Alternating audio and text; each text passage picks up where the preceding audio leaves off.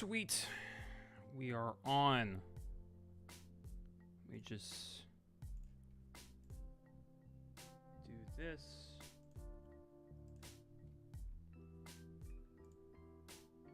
As a video. Whoops.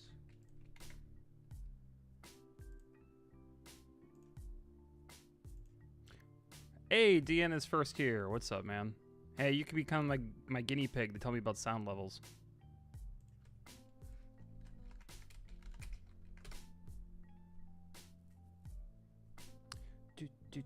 Do.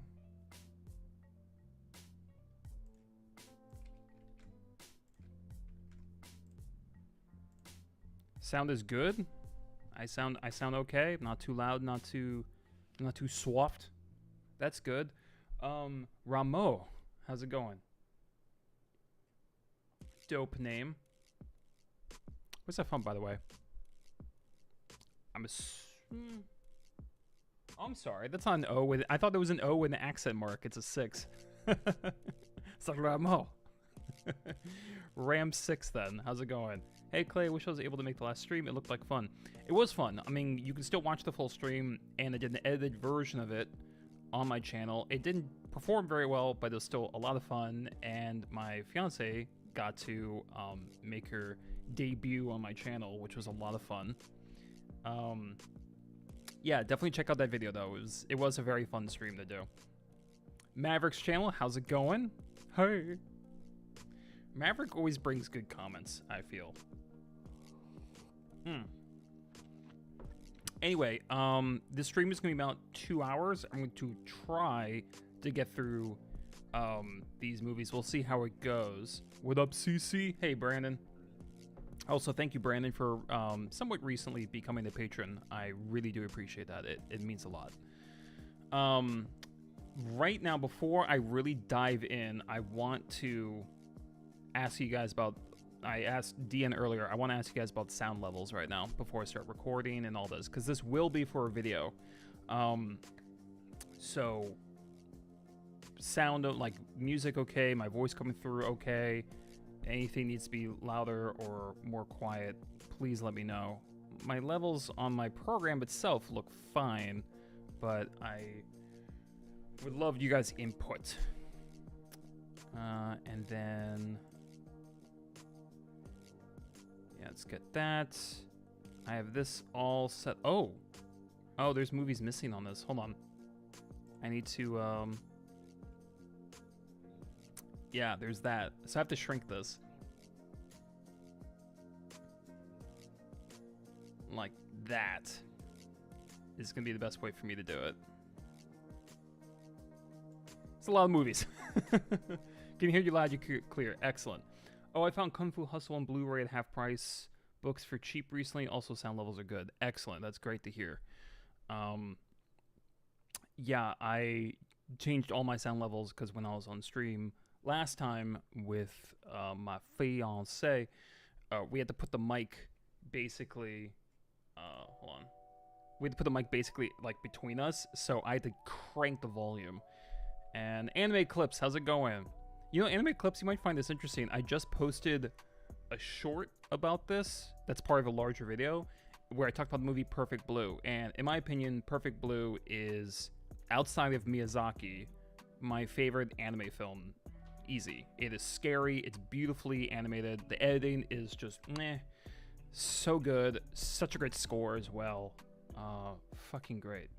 Sad you didn't watch Blair Witch 2016. I really like this one. It does everything it should for a modern version of Blair Witch Project. I tried to watch it. I kind of lost interest, but I should give it a go because I know people love it. Arthur, I'll only be here till 11 o'clock. It's okay. We'll get through a lot of these movies by then. Anyone want? Anime Clips, we're here. Also, Daisy, who was here last stream, just walked in the room. You want to say hi? She says meow.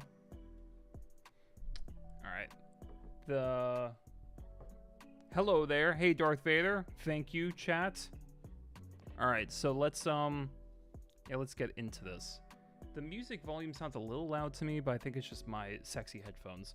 Maverick says, I'm going to see the Final Destination 6 today. Let me know if it's good in Discord. Because I'm very trepidatious when it comes to, like, restarts to a franchise that many years later, or just sequels in general that are that many years later. I didn't think Final Destination needed the sequel. Actually, as bad as Final Destination 5 was, the wraparound was perfect.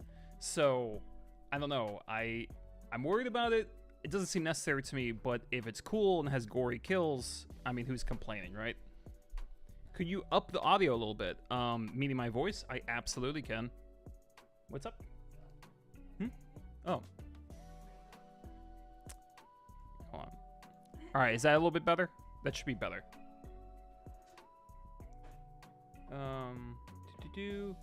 Anyone here from India? I'm not from India, but actually, I do have a fair amount of people who watch my channel from India, because YouTube will tell me how many, like, where people are from, based on their Google profile. And US is top, then it's Great Britain, and then I think it's either India or Canada is third in line. Cool.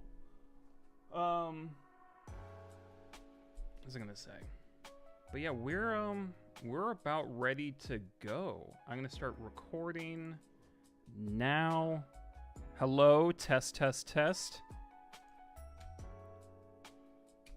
Hello, test, test, test. Sounds good? Okay. All right, we're recording. I'm of Algeria. Horror buff friend mine says FD6 was the best one. Okay, that's very, very bold statement, because 2 and 3 still exist. I'll be very surprised if it's as good as 3. I think FD3 was my favorite in this series. My girl likes FD2. Both very good. Okay, I think DN says Perfect Blue is scary in traditional sense or more psychological. I would say a bit of both. Actually, like, there are really intense sequences. It's bloody, it's violent, so it's scary in that way, but I think it's also pretty creepy in psychological ways. The way the editing is done makes you feel very kind of discombobulated. I wouldn't say most people would be scared by it, though. I found it scary, but it wasn't always scary, if that makes any sense. It was more like this gradual growing fear. So don't sit down and expect to have nightmares over Perfect Blue, but even if it doesn't scare you, it is very creepy and very well done, so you should still watch it. I think it was YMS, the movie reviewer on YouTube. He said a horror movie should still offer you something even if it doesn't freak you out. And I agree with that. The best kind of horror movie is one that terrifies me, but if it doesn't, it's still great. And Perfect Blue is definitely that. Yeah, it's good, DN. Man, it's really good. All right, so I think we're going to get this started. We got some people. Can I ask you something, bro? Yes, ask away. I think Final Destination 2 is my favorite, with 1 and 3 really close. 3 is most fun. 3 is a lot of fun. I think 3's like detective work is really cool with the photographs. 2 has the best opening sequence like ever. it's so good. The highway scene, and the fact they're putting ads on log trucks to promote Final Destination 6 is just so lethal. It's so brutal. Fucking love it. Okay. I think... Yeah, this is working a lot better. Right now, I usually would find, like, music, like 10-hour music from YouTube, but there are ads. So I'm just using the free audio library, and it seems to be going okay. Although this one's a little loud. Darth Vader, exactly. A friend of mine told me to watch Martyrs. Very curious what he will say. I'm scared. Martyrs is terrifying. Very violent. The third act is just cruel, but jeez. All right, this one's too loud. Yeah, Martyrs is really freaked me out. Of course, I made the mistake watching Martyrs at 2 in the morning by myself in the dark, so that I couldn't go to bed. Yes, Brandon, good call out. The tanning bed barbecue is S tier. Yeah, that seems very disturbing for me personally. I've never had a tanning bed, but I'm like a little bit claustrophobic. had an MRI and did not enjoy it. So the idea of actually like burning alive and that kind of thing really freaks me out. Deanne, there is a lot of gore and torture in Martyrs, but there's a lot around it that's also like the lead-ups to that violence is very scary. But there is a lot of gore and torture, I'm not gonna lie. Like, Deanne, there's a whole sequence in Martyrs where they're in a house with a woman, and you're just nervous the entire time. Yeah, Alika, I would not watch Martyrs with family. Arthur, I agree. Actually, if you want to know something even more twisted, someone pointed out that the end of Midsummer, where, okay, spoiler for anyone who hasn't seen Midsummer, but it came out like 10 years ago. You out? Bye, Daisy. Everyone say goodbye to Daisy. Do a little dance. Do a little jig. There you go. All right. See you, babe. Yeah. I saw. Drive safe. Before we get started with this tier list, someone pointed out that in the movie Midsummer, a guy is put inside of the carcass of a bear and then burned alive. But because of the fat in the bear, he doesn't actually burn alive. He is boiled. And that sounds worse to me. So, yeah, like, I don't know. I feel like the burning would actually destroy your nerves, and it might not hurt after a certain point, but I feel like boiling might hurt more. Yeah, Arthur, yeah. And he's paralyzed. Oh, God, I'm already getting freaked out. So, anywho, let's just get this started and not talk about being boiled alive. Let's talk about found footage. So, yeah, let me get started. I might have to do a couple intros because this is for a video, so please excuse me if I sound a little formal or awkward. Really appreciate that. Oh, cool, Deanne. I'm glad you like the Hallow, even if you didn't find it scary. Yeah, it's fast-moving and fun. I think it's great with friends. All right, so let's just look here. All right, so hey, everybody. Today, I'm going to go through a bunch of found footage movies and talk about which are the best, which are the worst, and everything in between. I watched a bunch of them in preparation for this video, and yeah, it's quite... It's a somewhat controversial genre. Some people think it's lazy trash. Other people think it's groundbreaking and wild. So, you know, hey, let's just get right into it. The best and the worst found footage horror movies. And as usual, if you like what you see, please check out the Patreon link below and subscribe to support the channel. Thank you so much. So let's just start things off. Oops. No, I didn't mean to move you. Yeah. There. Wow, I gotta be really careful with that. Alright, so let's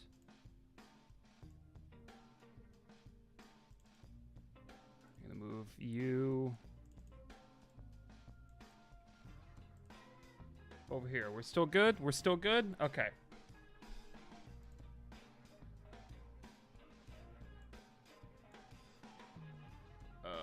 One second, my Streamlabs decided to be really stupid. Okay.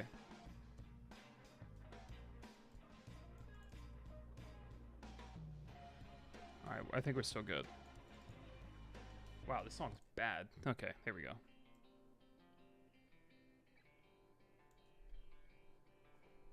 When done right, found footage is very effective. I agree. Also, one last thing, I'm doing this on the live stream, so if you guys see these videos and want to be part of these live streams, check out my Discord, my post tab on my channel, and that's where I do all these announcements for live streams, so check it out.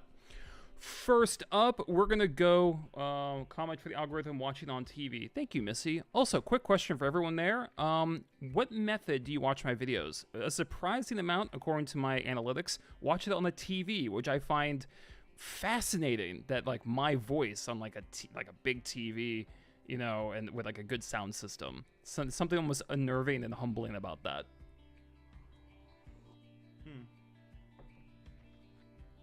DN, I think the theatrical Midsummer is fine. It's 2.5 hours. Director's cut's interesting, but I would watch that after the fact. I would start with theatrical And actually, that's how I generally do things. You know, just start with theatrical.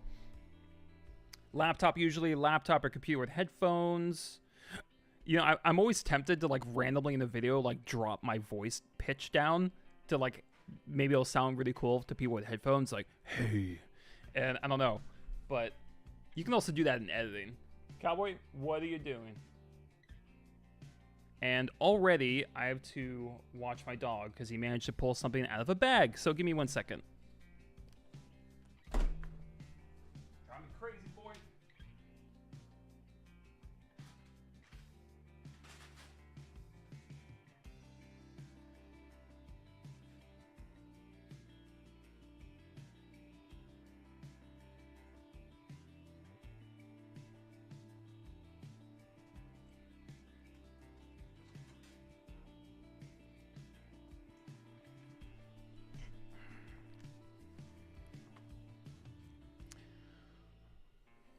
Okay. So, and I'm just gonna check levels. We're still doing okay. All right. Watch them on the iPad, but they should be shown in movie theaters, especially the Jackbox videos. Yeah. All right, so let's just get started with Incantation, the found footage movie from Taiwan that was very popular on social media, which is usually kind of a red flag to me. And I was pleasantly surprised. I'm giving this an A. I've talked about this movie many times, so I won't go on for too long about this. But Incantation actually surprised me because it showed that there was still life in the found footage genre. Unfortunately, there are some found footage movies, we'll get into that use the cheapness of its format as kind of like an excuse, you know, and they'll just wander around. They won't really write a script. They'll let people sort of improv and bicker with each other and bumble around in the woods. So, which does reek of laziness sometimes. There are huge patches of found footage movies where there's essentially nothing happening because they didn't write a script. And that bugs me sometimes. Like, there can be some actual care and craft in found footage. With that being said, Incantation displayed a lot of ingenuity in found footage, and it shocked me from the very beginning to the very end. There are fourth wall breaks. There's interactivity in the intro. There's a montage which still blows my mind to this day that a found footage movie had a montage, and it worked. The acting is great.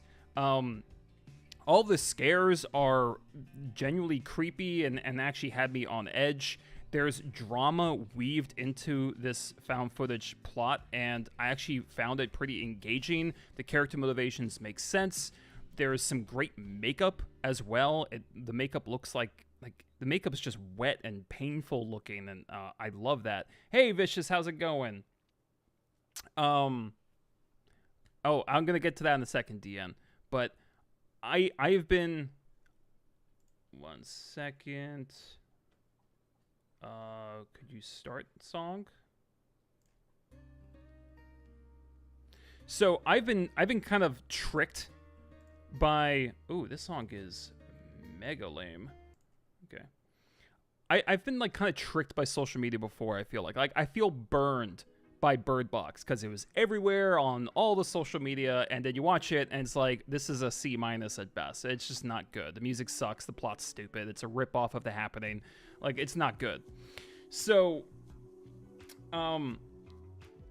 I was trepidatious about Incantation, and that's maybe part of it is because I had such low expectations, but I think it still deserves an A. I think the amount of creativity that went into this, the fact that they're able to play so much with found footage, with camera setups, with music, with editing, and just constantly trying to find every avenue for scares and for immersion that they possibly could. It's like all the harnesses, the brakes, they all went off, and they really dove into this thing trying to be as creative as possible, and I truly admire that. Aside from just creativity, great acting, solid scares, the village sequence is fantastic. I really love this movie, and I think it deserves an A. DN, it's not horrible. It's just so mid. You know, it's just like the definition of mid.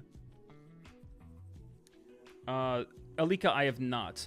All right, so to address you, DN, real quick, because that's a very, very good comment to make, DN. So a lot of different genres kind of get merged into found. Like, this is really quick. Before anyone watching this, before the TikTok fingers start twitching, you know, just listen to this quick disclaimer before you comment on a movie I'm missing. So a lot of different movies get lumped into found footage, and it's not quite correct. There's found footage, like VHS. There is pseudo-documentary, like Lake Mungo.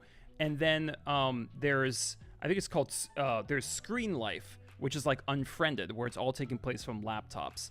They share some similarities, but for today, I'm only going to be focused on movies that I consider truly found footage, or at least have enough of found footage to justify it. So there's no Lake Mungo, there's no Unfriended, there's none of that kind of stuff. So that's why it's not here. If I had to give them a score, Unfriended is like a C, Lake Mungo is an S. So that aside, these are the found footage movies I'm going to be talking about today. Anyway, Chernobyl Diaries. Ooh, where to put you? That's an F. This movie sucks on ice.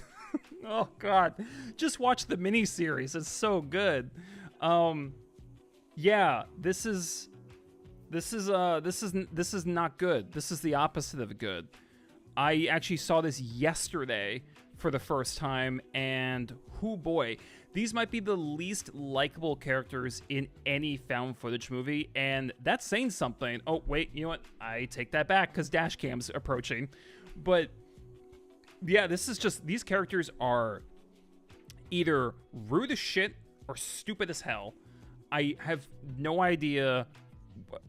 There's just no way to justify this plot. I mean, you can only make characters so stupid for a certain amount of time. And the decisions in this movie are just baffling. Not to mention, they're just not written well. They're annoying. None of the characters have chemistry. The dialogue is extremely awkward. It's also just not scary. I mean, you have a kind of Hills Have Eyes mutant type movie, and you barely show anything. And it's not like Jaws, where it's like, ooh, the suspense. Fuck that. No, there's just nothing. There's no suspense. The jump scares are awful. I mean, why? Why does this exist? I'll tell you why it exists. Because they thought, this is a great location. Let's just take a handheld camera in there and like a bunch of 20-year-olds, and we'll make it work along the way. Like, that's actually what it felt like. The location is great, but I'm not going to give the movie credit for that because it's a place that already exists. This is... And honestly, they didn't really do much with the location, in my mind. There's a lot more they could have done. It's like the core opposite of Incantation. It is completely bereft of creativity, of imagination, of hard work. There's just none of that here. These are just such horrible characters delivering horrible dialogue, and it doesn't even have like the frights to balance that out. This is an F. All right, yeah, Darth Vader, I'll get the dash cam, don't you worry.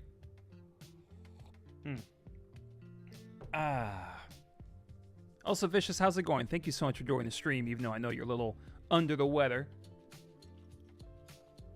All right, just checking levels. Okay, good. All right, some of these I'm... oh, throat's already sore. That's good. All right, next up is The Bay. I was very surprised at this one as well. I've heard some good things. It's happened to me quite a lot where someone recommends, all these people recommend a found footage movie on my channel, and then I watch it and I go, you know, I feel like a Debbie Downer. The Bay is good. I'm giving it a B.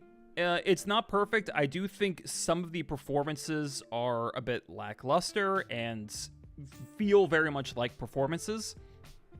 Weirdly enough, the main character in this movie, we see her both during the events and after, and for some reason, her acting during the events is good, and her acting when she's talking about them is bad. It's the same actress. I don't know how, like, I don't know how that works, but for some reason, it's like the moment she changed her hairstyle, her acting went away.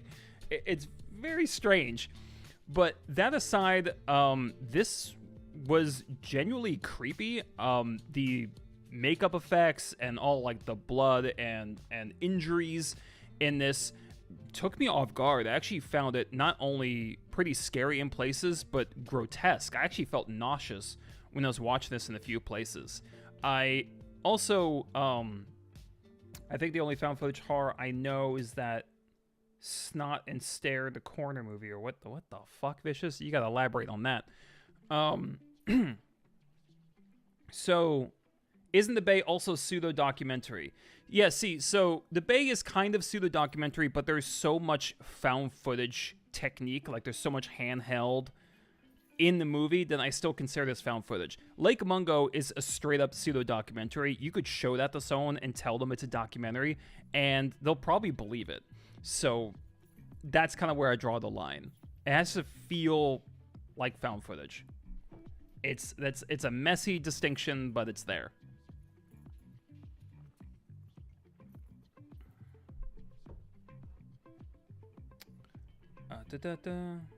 Blair Witch, that's the one. Yeah, we'll get Blair Witch. We'll get the Blair Witch. Spoiler, not that great. Anyway, The Bay. I'm trying not to be biased because The Bay means the Chesapeake Bay in Maryland, which is actually where I'm from. So I love seeing Maryland stuff on screen. I don't get to see that very much unless you're talking about Washington D.C. However, and it almost hurt the film because there was like one tiny local detail that was completely wrong where a girl says, "Oh, they had crab dinner." I'm like, no. No one in Maryland ever in the history of ever has ever said, "We're going to have a crab dinner." No, you just eat crabs. You don't have a crab dinner. Fuck off. Do your research. I'm just kidding. That's such a minor thing not to complain about. But anyway. Anyway, The Bay. This movie was... Oh, hello, Gustavo. The Bay is more grotesque than I thought it was going to be. It was scarier than I thought it was going to be. And it was more immersive than I thought it was going to be. I actually started to genuinely care about all these characters. This movie doesn't just follow one person. It actually introduces these different subplots, like these scientists on a boat, this couple with their kid, this main character who's trying to document everything, a couple cops, and unlike, say, X-Men Apocalypse, this movie balances all the screen time very well. It makes you care about these characters. The acting, for the most part, is pretty good. And yeah, but like by the end of the first act, I was absorbed into this because what The Bay did so well, and it's so important, especially for found footage, because found footage is all about realism, right? Like we need to buy that this is real and this is happening, even though we know it's fake. The Bay is about The Bay is about a kind of, how do I describe this? It's like it's structured almost like an epidemic, like a disease or an infection that's flooding this town and making the people go nuts and die in horrible ways. And what I loved about this was that through just with handheld cameras and editing techniques, they really made me feel like this town was disintegrating, that it was panic mode. It was, it was Katrina. It was the onslaught of COVID into the U.S. where everyone was buying toilet paper. I mean, it had that sense of hysteria with its editing, its music, the performances, how much footage they got. It made me see this as a larger story rather than something tiny that was pretending to look large, if that makes any sense. I felt the pandemonium. I felt the chaos in the hospital, in the streets, by the docks. I really do think they put in some great work into this movie to immerse me into something that was quickly escalating. Beyond that, it's a lot of fun. It did scare me. I don't think it's perfect. Like I said, some of the performances are a little wonky, but as far as immersive found footage, this one is a lot of fun. I would highly recommend it.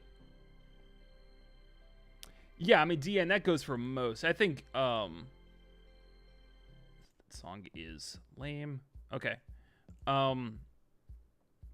Yeah. All right, next up, The Last Exorcism. Another nice surprise, I'm giving this a B.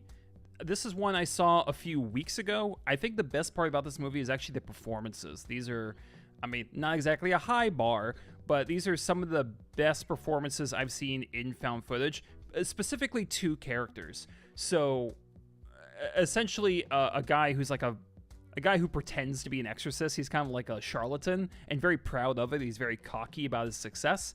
Goes to investigate something and goes to investigate a girl who might be possessed and starts to realize that she might actually be possessed. The best two performances in this movie, while the priest, this like charlatan priest, is good, the girl who's possessed and her kind of protective brother are excellent. You'd probably recognize the brother. He's the ginger kid in Get Out and 3 Billboards Outside Ebbing, Missouri. He's excellent in this movie. The first time you meet him, you just get such chills from him. And he's like this skinny little ginger. And I would want to be within 10 miles of this kid. There's such buried violence and cruelty in his performance. And it's not even like his dialogue's that great. His dialogue is just very simple, and the performance takes care of the rest. And the girl really did something I haven't seen. Like, we've seen possessed girls all the time in movies, and this one's actually one of my favorites because during the actual possession stuff where she's writhing and screaming and all that, it's actually not that great, and it's not very scary. But building up to that where she's this innocent farm girl, but there's something darker behind the eyes, those scenes are very tense. And I think the actress moves between genteel and, disturbing with, it seems effortless. I love, oh my God. I mean, I just love how, sorry, just make sure something is right there. Okay. Second. That's why I've said this so many times, but that's why acting to me is so important in horror films, because that is all that goes with immersion. If they don't seem scared, if they don't seem like the people they're supposed to be, then the immersion is gone, and it's 10 times harder to scare me. Now, this movie didn't scare me because I just don't think the horror aspects are particularly original or well shot or, just orchestrated well in general. But the acting is what got me involved in the story itself. And so kind of like for acting and for dialogue alone, I think this gets a B. I think it's worth watching.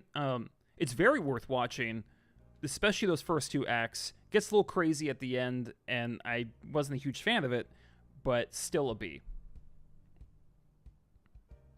All right. No, DN, but it might be in the future. The Bay might show up this year. It just might. Dashcam. Who wants to talk about Dashcam? F. Dashcam. Oh my God. Vicious. If you're still here, you have to watch 5 minutes of Dashcam. I can't believe this movie got some good reviews from people. You know what? I will be perfectly honest. I didn't watch the whole thing. I tried. I got pretty far, but I couldn't finish this thing. And even people who liked this movie will agree on one thing. This protagonist is possibly the most unwatchable protagonist in any film I've ever seen. And that is such a bold statement, because there are so many protagonists who are just god-awful, uninteresting, bad actors, but this one takes the cake. She's supposed to be like this anti-vaxxer, probably pro-Trump stereotype, I think. It's hard to tell whether the movie is making fun of that kind of person, or it's more just showing the person as they are, because, crazy conspiracy, anti-vaccine, rude people exist, and like this specific person does exist, but I didn't know if the movie was just trying to show those people as they are, or was the movie mocking them. I don't know what it is, and I don't really give a shit, because I'm stuck with this horrible person. And it doesn't matter where your politics lie. Like, it really doesn't. This character will make you want to punch a puppy. I swear to God, because she's so... I mean, where do you start? There's... Oh my God. She just checks off all the boxes for an annoying film protagonist. She freestyle raps. She hassles people in public. She's not a good actress. She's conceited. She has a huge ego. She doesn't take responsibility for anything. She's constantly up in people's business. She's making such stupid decisions. I mean, she's loud. She's abrasive. She has an annoying voice. She doesn't know how to film properly. There's just so much about this person where there's so much about this person. Like, it's a genuine journey to get through 15 minutes of her. And I don't understand what they were thinking with this. If I read correctly, I didn't really do enough research, but if I read it correctly, they based this on her own, like, podcast or whatever social media account that she had where she was making videos like this. And they saw her content and decided, we need to make a horror movie around her. And whoever made that decision, I really hope they're kind of... I really hope they're kind of looking back and going, wow, how high was I? Because why on earth would you want to center your horror film around someone who is so deeply unlikable for the vast amount of people watching? There's nothing more to say. I mean, I don't know, like, some scenes are okay, but it's all centered around such a cancer of a person. There's nothing to really recommend. I would never, ever tell anyone to watch this. And if your lead is so unwatchable, if your lead, like, gives you such intense cringe, you're not going to enjoy the film. You're just not. Your protagonist is so crucial to everything. You know, it's your hero. It's the person you follow. Even if they're not likable, they have to at least be interesting, and this person's just not. I'm going to stop here before I get too pissed off, but Dashcam is a horrible idea. Dashcam is horrible both in concept stage and in execution. God awful. What were they thinking? Take a water break. Ugh. All right, VHS. I'm a little torn on this, and it's pretty hard because anthologies. How do you even kind of rank them? Because with pretty much every anthology film, there's obviously some parts that are better than other parts. I'm gonna leave it at B for now, but it's almost close to an A, and I'll tell you why. There's essentially 4 short films in this movie. The last one's good. The middle 2 suck, and the first one is one of the scariest things I've ever seen. Vicious, if you're in chat, Vicious, you're still in chat. The scene with the girl was in this movie, the one we saw in Denmark. DN, yes, Arthur's right. The correct answer is yes. She is unlikable because of everything. Everything in Dashcam is annoying. All of it, for all the reasons, all the time.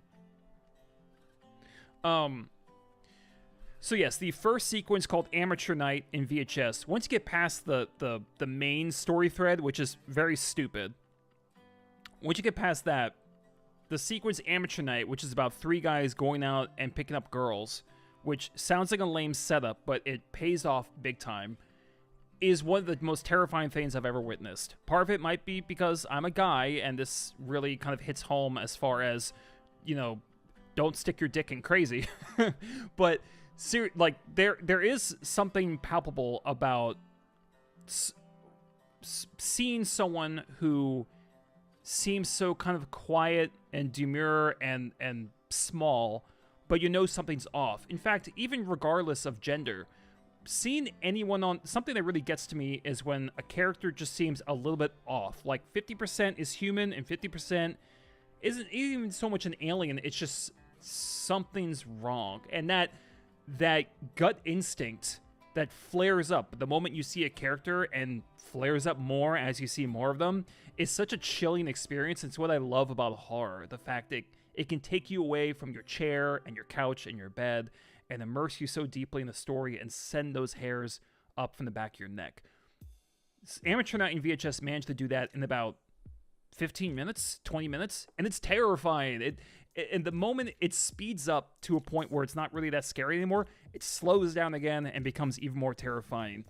The movie Wreck did that as well. I think it was a brilliant bit of pacing.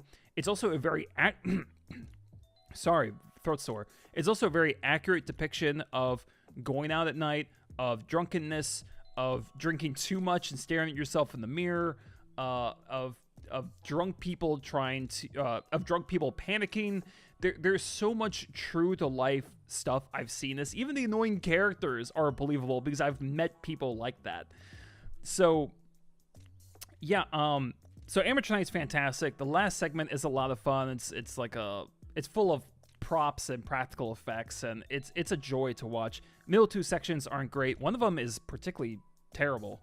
So you got highs and lows in this, and I feel like the overall effect is a B because it might have been an A just because of Amateur Night, but they weave this center story throughout, and I think that's weak as hell. So it could have worked, but just like the first 10 minutes of this movie is pretty terrible. It has all the cliches of found footage. And it didn't work. I almost wish this kind of just started as Amateur Night, and that would have just been a badass intro. All that aside, I think this is a solid found footage movie. As far as individual segments, it's one of the best ones. Totally worth watching with some people, but maybe skip a segment or two. It's a B. VHS 2, I'm kind of torn between B and an A. I'm going to leave it at B as well. This one also had 2 segments. I think as far as like overall experience, this is probably better than the first VHS. There's no segment in here that's as good as the first segment in VHS. However, the experience is a bit more consistent. There aren't a lot. I don't think there's a single segment in here that's just straight up terrible. It's more that 2 are fine and 2 are really good. So the one where the guy has an artificial eye, not very good acting, really threw me off. There's one with a GoPro. That's a lot of fun, but just a bit cheesy and goes on too long. And then there's one involving a cult that is very creepy and intense and very well filmed. And then there's one involving a bunch of kids and an alien invasion. And it's as juvenile as that one is at points. I love how much mileage they get out of lights and train noises. It's almost calls back to Spielberg in a way. I mean, comparing this to Spielberg is kind of laughable, but it is. It's using sparse ingredients and creating something very effective. So, yeah, I think overall VHS 2 is a B. It's probably one of the more it's probably the most consistent horror anthology out there, either that or Southbound.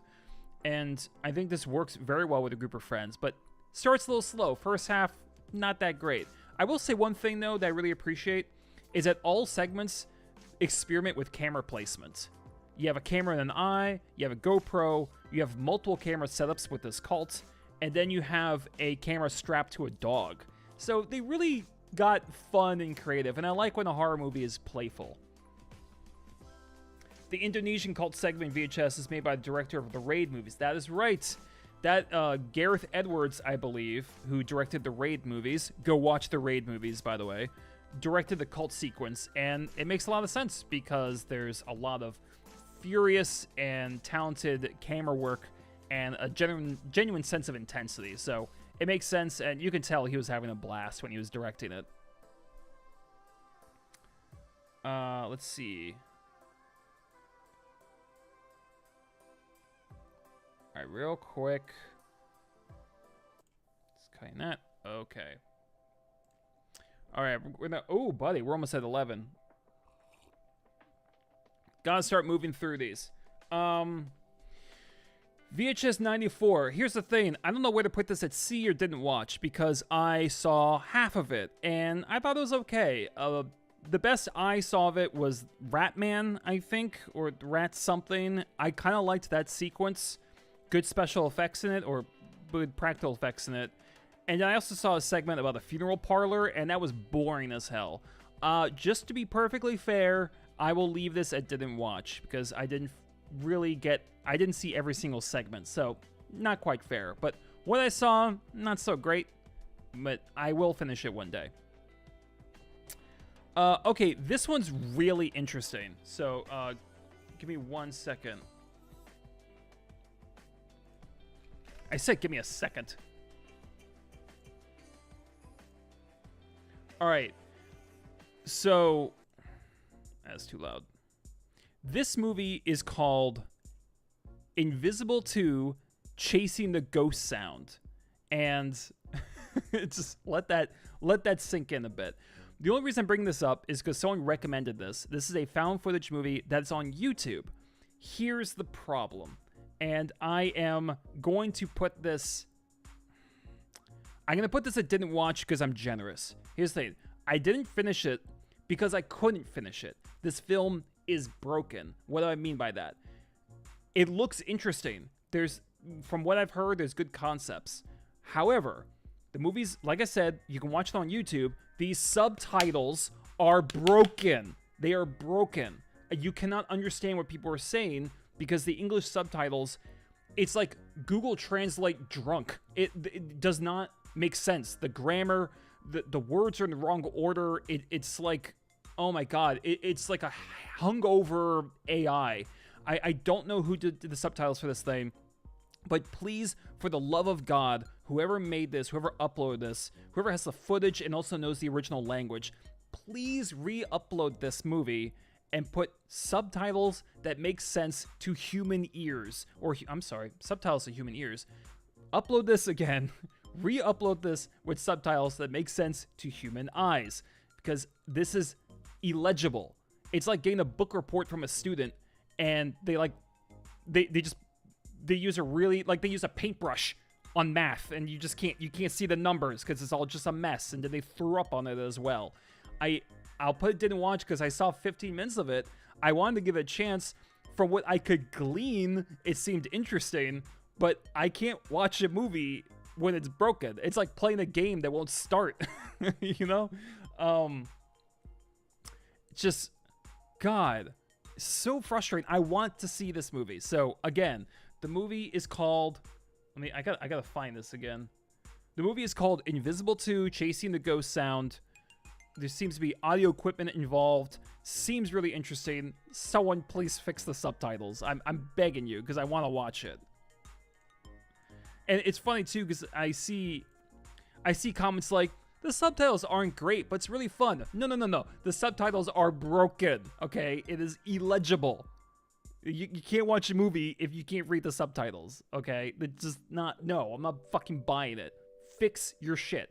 Come see me after class. Such wasted potential. Yes, D and I agree. Milk and Cereal is a solid found footage movie. I didn't include it. I guess why didn't I include it?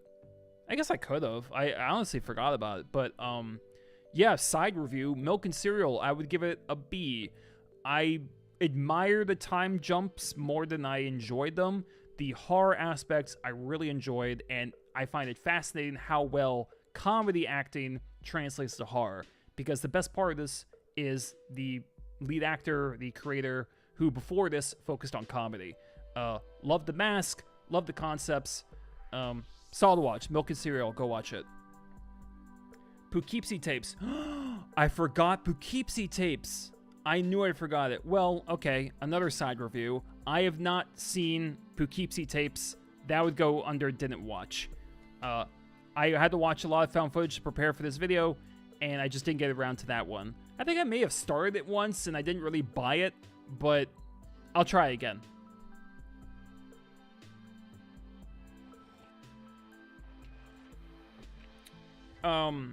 Yes, I agree. Who was that? Gustavo. I liked the Rat Man a lot. Yeah, the creature itself. Yeah, Poughkeepsie tape seemed a little boring. But I will give it a try. Like I said, I saw 10 minutes of it, so doesn't count. I'll give it a try. Deadstream. I'm gonna give this a B. This is a pretty impressive bit of found footage. Essentially, it's essentially a live stream found footage movie, which does count. I think it counts. And I was pleasantly surprised by a couple things. So I like two main things about this movie. Number one, the main character is very engaging. He's fun to watch. He's in over his head, and he's so motivated and excited, just like most people live stream. I mean, look at my energy right now, right? You have like, you know, but he's like almost going over the top. Like he's so kind of optimistic and energetic, and it's very, but not in an irritating way. So I think the main character is fascinating to watch. And secondly, I was not expecting this amount of creature effects, makeup, and action for such like a low budget found footage movie. And the makeup looks pretty good. I liked the creature design. I like the set design, the set dressing of everything. It's a real kind of it's a very kind of derelict spook house kind of vibe to this. Deadstream is not scary, and I'm not even sure it's trying to be. I think it's just trying to be fun. It's a live stream haunted house concept, and you just roll with it. Good main character, solid effects. It's not great, you know. I do think there are moments that were a little sloppy, or maybe it just kind of took a little too long to kind of wrap things up. But that aside, this was a very fun movie. I think this is perfect for a group of friends, some beer, or maybe you know, your loved one next to you on the couch. Don't expect something terrifying. Just expect a bundle of fun. I think it works very well for that. Deadstream is B. So much fun. Yeah, it's a lot of fun. Grave Encounters is next. Yes. Okay. So Grave Encounters, I'm also giving a B. This one's really interesting because when it started, I thought it was hilarious. And it's funny because a lot of found footage movies I've noticed will start with a more comedic tone. They try to set up their characters. There's a lot of bickering and mistakes. You know, they're trying to get footage. It's not working quite well. And it's supposed to be kind of light. And then once they, you know, go into wherever they're supposed to go, a forest, a cabin, a haunted mansion, whatever it is, then things start to get dark and it goes from there. But a lot of found footage movies, especially where it's like a group of friends or a group of colleagues investigating something, start kind of light. Unfortunately, with a lot of these movies, that lightness is more irritating to me than anything because there's creepy voyeurism. There's a lot of times people are watching a couple have sex.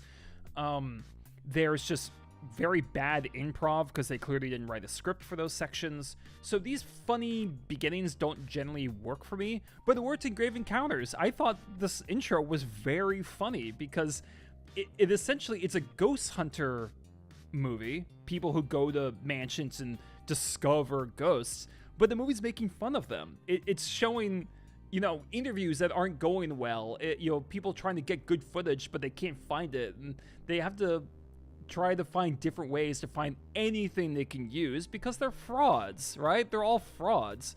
So I love that the movie was kind of mocking our main characters and doing it effectively. I genuinely thought this intro was fun and funny. Then we started going to horror into it. We get more into the horror aspect, and again, I was enjoying myself. There's good use of night vision.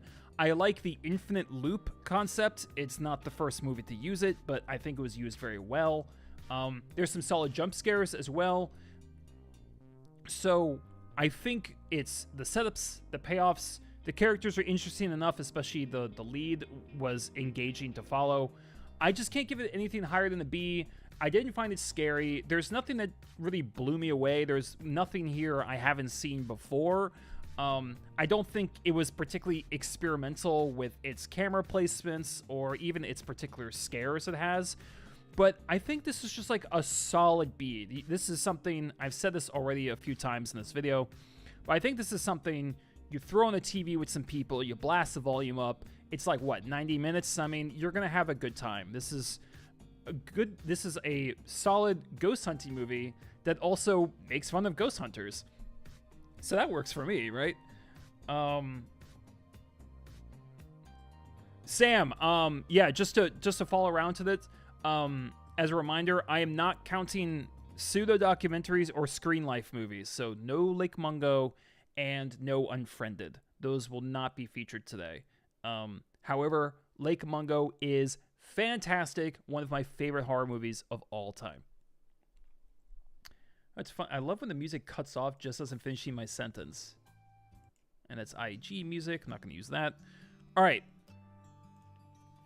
And then we have Grave Encounters 2, which I'm going to put in the didn't watch. And I think I'm saving myself because Grave Encounters Grave Encounters 2, from the trailer, seems to be what Blair Witch 2 did, which is becoming meta, referencing the first film and diving into the lore. And I think that's a horrible idea. And you would think that they would have learned from Blair Witch 2, which is regarded as one of like the worst sequels ever made.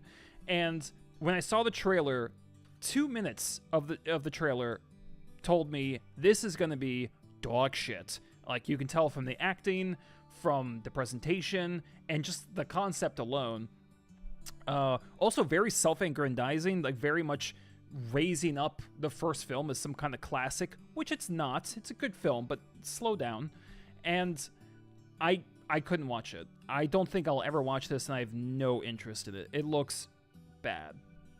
Arthur, thank you so much for stopping by. Have a great weekend.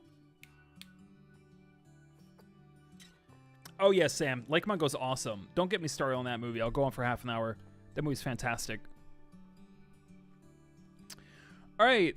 As above, so below. We're just plowing through these B's, aren't we? That's a B. So, I'll be quick. As above, so below. I don't think this movie is scary, although there are some pretty intense sequences. If you thought the cave collapse in Descent was creepy, there's a pretty similar scene here where someone is trapped in a crevice of some kind around all these bones, and that is a very accurate depiction of someone who is, for lack of a better word, freaking out. They are hyperventilating. They're panicking. Their volume is going up. They're screaming at other people who are trying to help them, and it's harrowing. It is very, very realistic, and I could easily see myself act in a similar situation if I was trapped in such a place. So there are those great sequences. Another thing, As Above, So Below has really impressive practical effects. I mean, they actually shot this in the catacombs in Paris, so bonus points for that. And there's a lot of action and moving parts in this. There's collapsing roofs, there's breaking rocks, there's tunnels, there's flowing water, there's fire. I mean, this is not just people bumbling around in the woods. This is a legit kind of exploration movie. It feels like Indiana Jones if it was horror. I also like how they're able to make these scenes unnerving by placing things that shouldn't be there, if that makes any sense. The found footage short Backrooms did the same thing, where you can create a disturbing atmosphere by just putting something that shouldn't be there, and it immediately sets these, the signal off in your brain going, wait, that's not right. Why is it like that? So, like, a full car inside of a cave, a working telephone, a piano from someone's childhood. I really like that the movie dug into that. It's like the cave was like Silent Hill or something, where it was psychologically targeting invaders. So it's a movie with an actual brain. What I didn't like about the film, despite being 90 minutes, it kind of feels more like 2 hours. I feel like they could have paced certain things up. Also, the main two characters, they're likable, but also they make very rapid decisions based on flitters of research that could have gotten everyone killed. And I feel like they should have just, I don't know, it was hard to like them at certain points in the story because they were so flippant about some of these decisions that were extremely dangerous. Like, oh yeah, this many planets. I think, I don't know, just pull that lever. Like, wait, like slow down. So I still need to watch As Above, So Below, but looks like a good time. Better watch. Yes. So I think, yeah, good to watch. It's good to watch alone. It's perfect to watch with friends.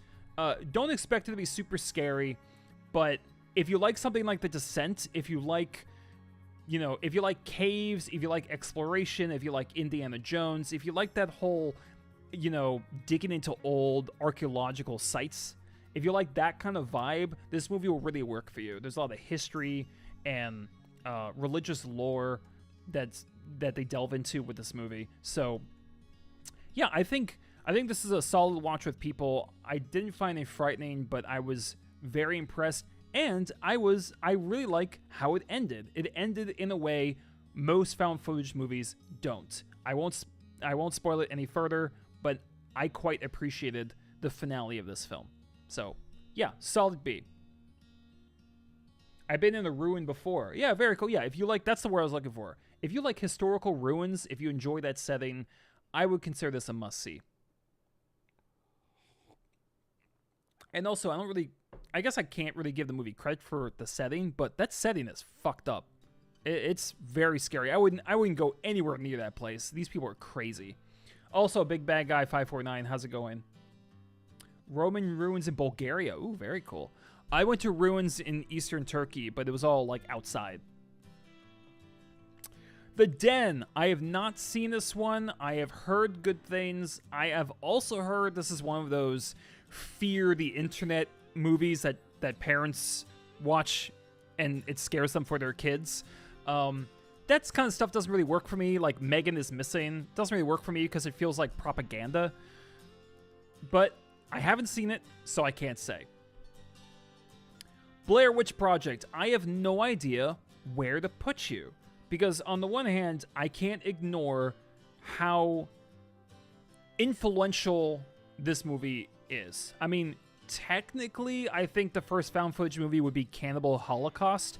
I don't know if you would consider Cannibal Holocaust a pseudo-documentary or found footage. Bit of both. But that, I think, was the first, or at least the first notable one.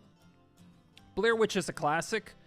But when we talk about found footage, we talk about Blair Witch, right? With the arguing, the friends who argue and stumble around in the woods. I think for me, for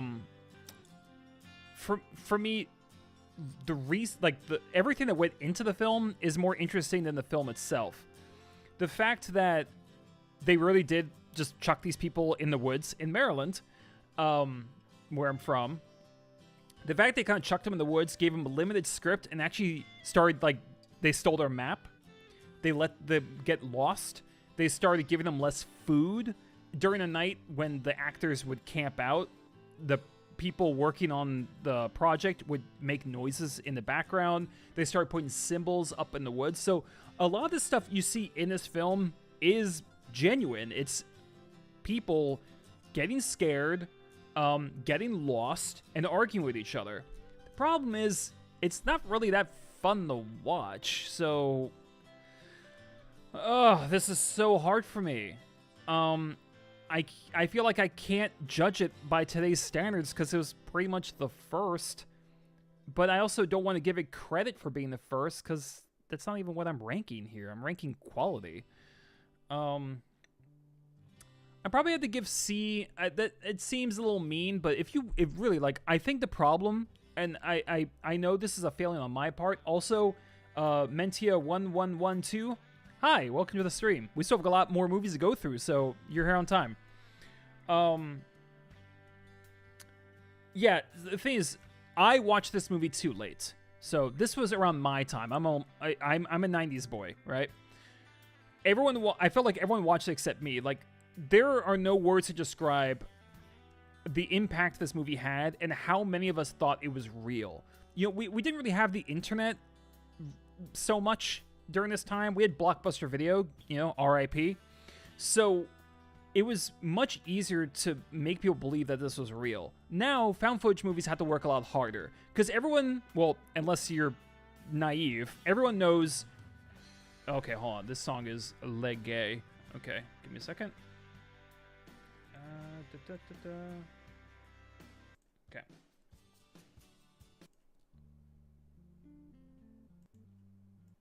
Okay. So there's oh hey, how's it going? Welcome to the stream.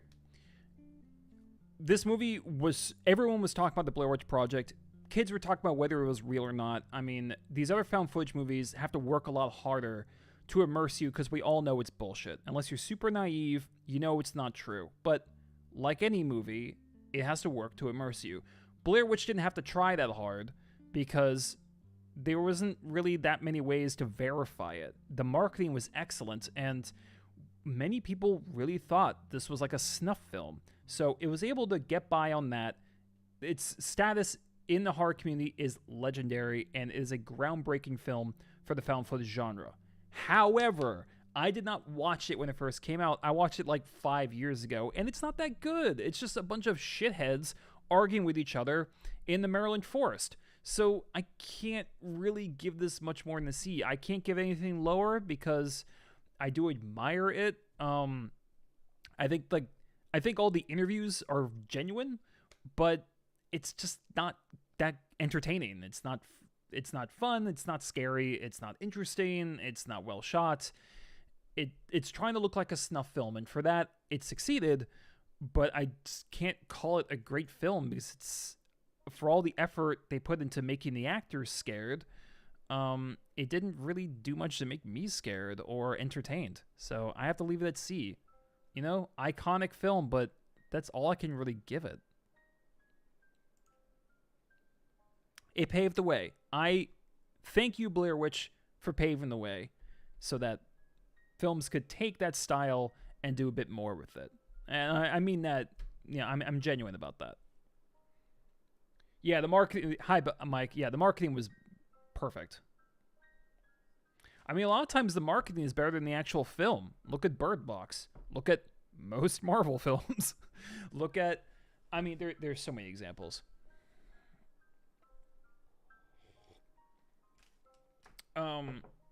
I've not played the game based on Blair Witch. No, I've heard of it though.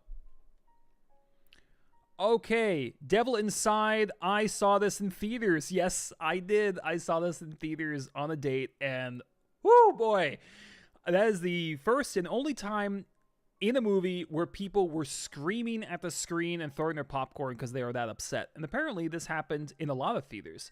I won't spoil it, but this is the biggest fuck you of an ending I have ever witnessed. And there are movies with terrible endings. Like, they're everywhere. The ending of Remember Me is just insulting. But The Devil Inside is directly insulting the audience's intelligence. I won't spoil it, but oh my god, what were they thinking? They swung big, and they didn't just miss the ball, they threw the bat backwards and they hit a baby in the face. It is horrible. That ending aside, it's just not a very good movie. The acting's fine.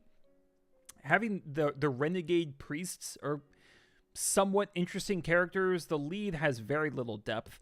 The woman is creepy, but they use every cliche in the book. There's jump scares. There's the whole, here, come close, come close, and then screaming in their face. The sound cues are dumb. We've seen so much of this before. But I think what's so... There's also no ingenuity when it comes to who's shooting it, why they're shooting these angles, getting this footage. It's basic coverage, you know? And like I talked about Incantation, there is so much room to explore in found footage. And this could have been a more personal story. It's a woman and her, it's about motherhood. It's about religious persecution. Like, this could have been emotional. It didn't have to be like Mungo, but like they could have tapped into something genuine here, and they just didn't, because they decided, oh, the woman's screaming and possession stuff, that'll take care of it, and it doesn't. Hold on. Okay. I don't like this one either. Okay. Oh boy, this fucking movie. Yeah, the ending is infuriating. It's a perfect word. Yes, the car. So I will say one thing about this movie is that it's not good, right? It's very bland, and you've seen it all before. And then it gets interesting. There's at the end, third act, it gets interesting. A girl is possessed in a hospital, and they're trying to do an exorcism in a moving car. That I had never seen before, and I thought, okay, every found footage movie I've seen up to this point is... God, why are all the songs just, like, not good right now? Hold on. Okay. Every found footage movie I saw up to that point was generally slow, right? It was gritty but kind of slow, and this seemed to be doing something different. It was hyper intense. It was in a moving car. There's all this adrenaline was being pumped into the movie, and I thought, okay, I'm with you now. This movie lost me, but now I'm with you. And the moment it gets interesting, we're in a car for like 3 minutes, and then it cuts to black, and then stuff happens that I won't spoil. And it was so insulting because not only was it directly insulting the audience, but it was killing its own best parts. Like, you could have taken that and done something with it. And one of the worst things you can do in any movie is butcher, like, the best part. You know what I mean? Like, why would you knowingly do that? I guess they didn't realize that that was going to be the better part of the film, but it was the only original idea they fucking had. So it's frustrating because the first, like, 2 minutes of this and the last 2 minutes of this are pretty solid. Everything in the middle is boring, and the ending is a slap in the face. Fuck this movie. I'm glad everyone hates it. Afflicted, I'm going to blast through a few of these. Afflicted, C, I don't remember very much about it. I think conceptually there's some interesting stuff here. I remember a couple scenes involving some special effects that was interesting, but what you want me to say? Like, I didn't find it scary. I didn't find it very interesting. I couldn't even remember the characters' names. I couldn't remember barely what the characters even look like because there's just nothing to really go off. It's kind of like what, I don't know, like, it's very different from The Bay, but where The Bay maybe genuinely believed that something was happening, things were escalating, Afflicted was trying to give me that effect, but it just didn't work. I don't know if that was a budget issue or acting or script or editing or amount of footage. I just didn't buy it. I just had a really hard time staying engaged with this one, so I have to leave it at C. I know people love it, and I'm glad they do. Wreck S tier. This movie is phenomenal. This is probably my favorite found footage movie of all time. Spoiler. This is just excellent. I mean, it knows when to speed up and when to slow down. I love how the first, I don't know, like 15, 20 minutes of this feel like it's jovial. It's introducing the characters. The characters are likable and diverse. And then when things start to go wrong, it almost feels like a political film or something rebellious, as we talk about. You don't know whether this is a corrupt government doing something, and it feels unfair, and they start conducting interviews with these people, and yeah, it's like you're watching something political, you're watching something scandalous, and then it just escalates from there. Acting is great. People look like they're terrified, they're panicking, they scream at each other because of everything, just how chaotic the plot is. And similar to the short Amateur Night, just as the action is ramping up to a point where it's no longer scary, it slows down to the night vision sequence. And that sequence is horrifying. And I really hope that more horror films take note of this technique of ramping things up to where it's no longer scary and then dropping it back down. And I think that drop is almost like a physical drop when you're on a roller coaster. Your stomach just goes and turns, and it is such an effective emotional lurching. I think Rec nailed it. I love the characters. The use of comedy in the character interactions is effective. The movie is very immersive. What they don't show you is often as effective as what they do. There's a sequence where a character has people at gunpoint, but you can't really see the gun. So not only is the camera work not capturing everything, which again makes it realistic, but based on the character's behavior, you can infer that they're at gunpoint. So there's some really clever decisions with camera placement, camera movement, and character interactions. I could go on for an hour. If you guys haven't seen this, absolutely watch it. It is 10 times better than Quarantine, which is not on this list, because why should it be on this list? The better version is right here. Just watch Wreck. It's excellent. It's perfect by yourself, and especially with a group. It's scary. It's very intense. The setups, the payoffs, they're all beautifully executed. The ending is one for the ages. And it's nice to see a found footage movie where I'm not watching people I hate and hoping they'll die. I wanted the people in this movie to make it.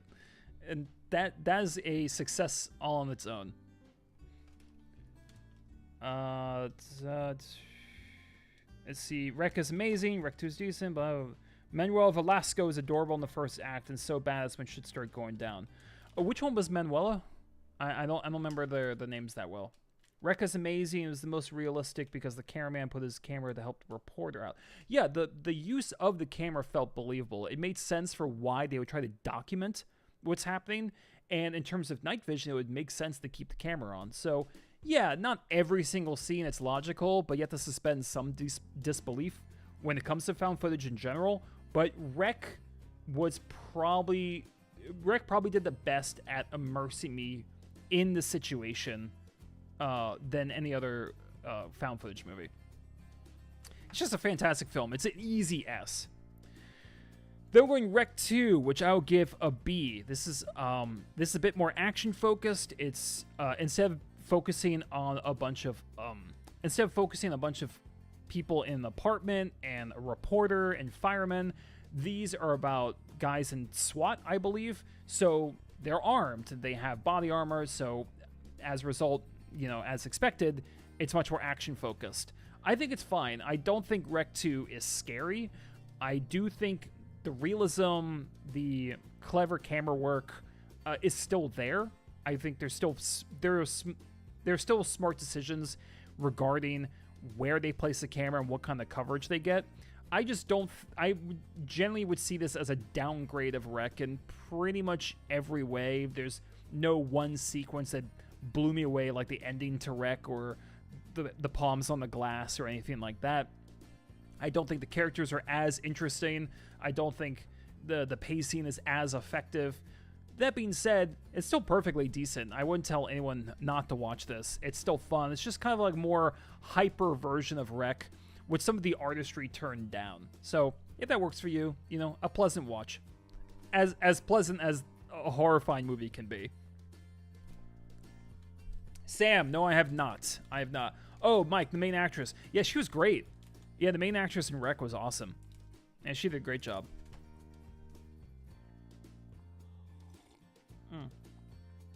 All right, I'm running out of time. Apollo 18, did not watch. The Visit, I did watch, unfortunately. I don't understand the boner that people have for M. Night Shyamalan. He made Sixth Sense, Unbreakable, and Signs. Good movies. Village, not so great. Then he made nothing but shit, and then he made Split. And once he made Split, everyone jumped right back on that dick. And I don't understand, do people have short-term memory loss? Is this kind of a, abused wife kind of thing where, is this some kind of toxic relationship where the one show of promise you run back to him? Are you not listening to this dialogue? Are you not paying attention to these performances? Do you really think,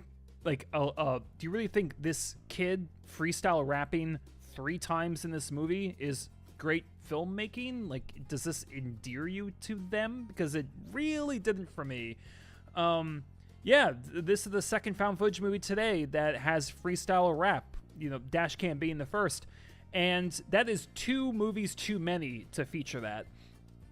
I don't like this. I don't know why it got such great reviews. It's not fucking scary. And like a lot of M. Night Shyamalan's later films, it's like he has the twist in his head, but he has no idea how to get there, right? He has a concept. He should just be a producer. I honestly, he should get away from script writing, because he has these concepts. What if the beach, but this? Or what if hanging out with grandparents, but this. It's always just this, but this. That's how he makes his films. And then, okay, but that's not a film. That's a concept. So what are you going to do, M. Night? And he's like, I don't know. And he would just create this torturously slow and awkward plot involving characters who have no chemistry, where the dialogue is almost alien because it's so awkward. And in between that, very lazy jump scares.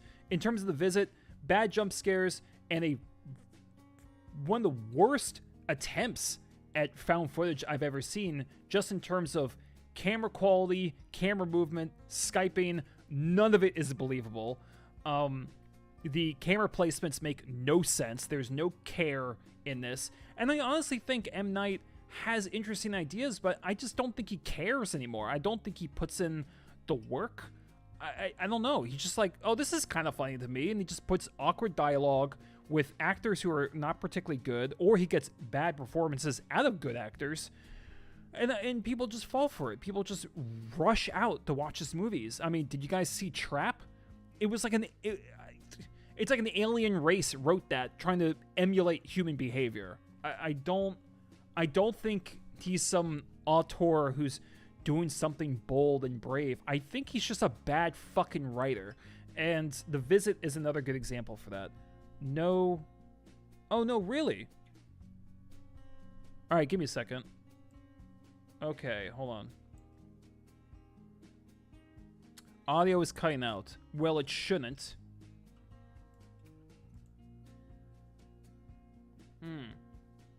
How do I sound now? I'm getting sound.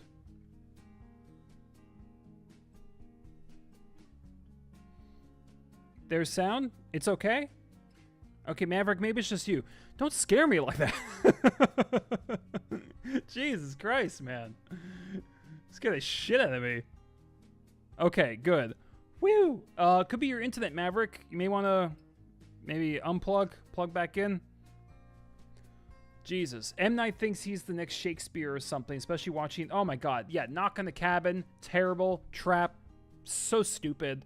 Did we all forget Last Airbender? Anyway, I wasn't trying to just do a rant on M. Night Shyamalan, but it's hard not to think of his career trajectory when watching The Visit, because it's so poorly conceived, so lazy, and just so bizarre in all the worst ways.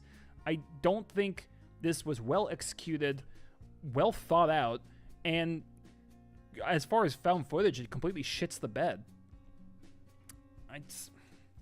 It's not good. Yeah. The Pyramid. This one's pretty bad. I'm gonna leave it at a D. There's not much to really say. I like an Egyptian setting. I'm a sucker for the first two Mummy movies. There is plenty of opportunity when it comes to Egyptian horror. I think more movies can dig into that. Just not this one, not this kind of acting, not this kind of dialogue. All the found footage cliches are here, and I'm struggling to even remember it, so it's a D. Hell House LLC, I'm giving you a B. Okay, I'm gonna say something real quick. So Hell House LLC, I think it's scary, and there are specific sequences that I think aren't just scary but terrifying. I love the intro. I actually think the intro should have gone on longer, because the idea of a spook house event where something actually goes wrong, I think is a brilliant setting, because at what point do you start to go, okay, at what point does your brain switch from, oh, this is part of the game, to, oh no, wait, something's actually wrong. That middle ground is a fascinating period for me, and I think the intro to LLC does a wonderful job exploring what could be a horrifying real life event. I know what wanker means. Well, it kind of just means asshole, doesn't it? Sort of, just like a dude you don't like.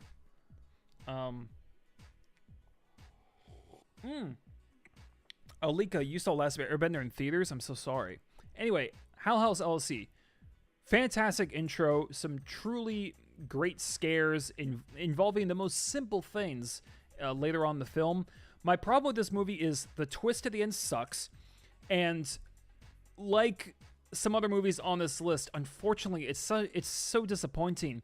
There's a good 20-minute period kind of in the first act where the movie just decides to suck. I don't know what it is. It's just it's all the cliches there. It's very poor, like it's just unconvincing improv between characters. It's once again people trying to spy on a couple having sex. It's not good acting, awkward interactions. It just feels like the plot has completely just dropped and there's no momentum whatsoever. I think there's a good 15 minutes of this you can just cut entirely. It's so frustrating because once the actual setup starts for this hell house and once the hauntings start, the movie just takes off and it's a lot of fun to watch and there's some great creepy sequences.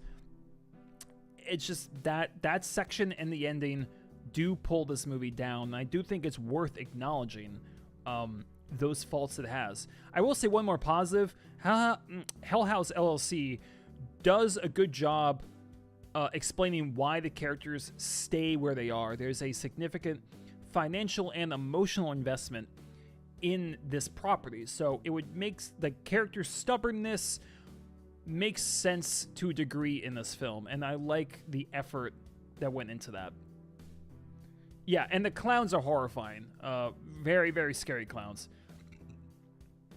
But it's a good use of setup, and it's a smart setup as well. You're building something to look scary, so you have things lying around you that are scary. There's so much gold to mine for your movie. I do think they could have ramped it up even more, but for what it is, solid B. Now, this one is Hell House Origins Carmichael Manor, and it's a D. Similar to Dashcam, I can't enjoy the juicy parts to this movie because the protagonist is such a bundle of AIDS. I hate her. I hate the protagonist of this movie. You will hate her too. I'm willing to guarantee it. Okay, she's smarmy, she's obnoxious, she's not a good actress. The dialogue is terrible. Ego, just undeserved, cringy ego just wafts from her, and it's like being in the elevator with a serial farter and you can't get out. Why would I want to stay in the elevator, you know? And it doesn't matter how much you press the door open button, it's not open. You're just stuck with her, and I can't enjoy how they set up the story. I can't enjoy the set design because I'm stuck with the fart. Okay, and when you're stuck with that, it's all you can smell, it's all you can think about, and that's what I'm stuck with. I think I've kind of tortured that metaphor more than the movie tortured me, so I'll just leave it at that. This is a D. I can't enjoy a film when a character makes me hate her and everything around her so deeply. It's also not particularly... Oh my god, this one's really bad. What is this, Kenny G? Okay. I can't enjoy the other aspects to this movie when the protagonist, the story, and the acting is so poor. So no, this is a D. Thank you, Darth. Paranormal Activity. I will be generous and give this a C. This is not a scary movie at all to me, except for I do think a couple scenes at the end were pretty effective. This, for me at least, made the mistake of going a little too far trying to make it seem like this was real. Okay, we are past Blair Witch. We have the internet. If this, maybe a lot of people are just dumb, but you cannot convince me that this is real if there's fucking credits. I don't understand why movies can't get this. Okay, so if the only thing that makes you scary is that people think it's real, that's not enough.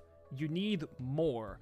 Luckily, a couple short scenes at the end were pretty creepy. However, it takes way too long to get to that point. I don't think the actors are very skilled. I don't think... I like less is more. I think you can be very creative with restrictions. However, this goes too far. Like, just, I don't find, yes, the idea of someone standing and staring at a bed is creepy, but, like, if that's one of your main scares, go back and bring me something else, because that's weak. Okay, I'm sorry. It just is. Yeah, I don't know. The characters are annoying and are not performed well. Why am I leaving this at C? This really should be D. It's not good. Like, what do you want from me? Like, it's not... Like, even at their worst, the VHS movies experiment. They have fresh ideas. They try things with character design, with camera work, with plot, with setting. This is such a nothing, cheap movie that made way too much money. It's a D. Whoever this artist is, I'm not liking you. Actually, I'll just start from the beginning. Okay. Yeah, I saw... Yeah, Edward, also welcome to the stream. We actually have 17 viewers. This is awesome. Edward, I watched the first half of VHS 94. I saw the Ratman bit, which I liked. I saw the Funeral Parlor, which I hated. So hopefully the rest is good. All right, gotta go. Just want to say the Creep is an A for me. Absolutely terrifying. I know you hate it. Well, that's totally fair, DN. Thank you for joining. Taking the Deborah Logan. It's gonna piss some people off, but I gotta leave it at C. I think it's like a high C. It's probably like a C plus or a B minus. I don't know. I personally, there's a lot of movies out there that try to be scary because it's about taking care of someone with dementia. I don't find that scary, and I think there's too many movies that try to capitalize on that. There's this one, there's Housebound, there's Free Waka with a recent Irish film. There's so many that just go, okay, we're gonna put a woman with dementia in a house, and occasionally she'll like walk around. Ooh, scary. It's like, no. Dealing with people with dementia is sad. It's not scary, and it's not the kind of scare I have any interest in. You know, like that's, again, it's not enough. You know, just having a person with dementia wander around a house and having a jump scare every once in a while is lazy, and it's lazy, and it's like, I almost want to say almost disrespectful, but I'm not going to say that. It's just, I don't know. With taking of Deborah Logan, oh, Alika, great stream as always, going to Final Destination. Yes, Alika, thank you, and it's got to be better than Final Destination 4 and 5. Those movies suck. But please let us know on Discord how it is. I would love to know your thoughts. Yeah, the thing is, taking of Deborah Logan, acting is perfectly fine. The actress, like the main actress, Deborah Logan, I think she does a good job. She has a lot of screen presence, which I appreciate.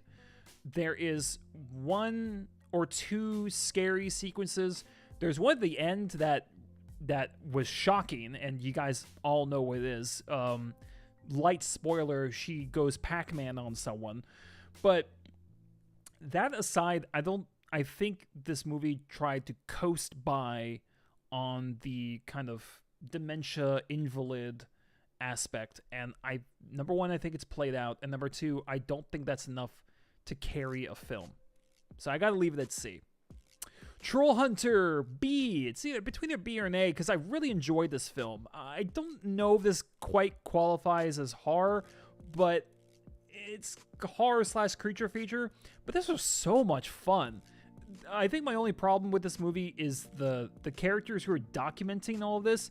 They're kind of obnoxious, but the Troll Hunter himself, this rugged, aged man who's done this for years and almost seems bored by the process of hunting giant trolls, he's great. He's a badass.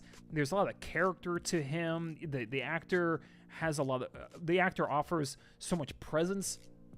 And even the finale, he almost seems like his... the finale is almost like a shrug of the shoulders to him, even though something so epic is happening. Love the troll designs. The setting works effectively. This is just a fun movie. I wish it had better protagonists. Would have been cool if it was scary, but I'm not going to take off points necessarily for not being scary if it had something else to offer. And it did. It offered fascinating creature designs, some potent sequences, and a character that was an absolute blast to follow. I would highly recommend Troll Hunter to watch, either by yourself or with a group. Antrum. Terrible.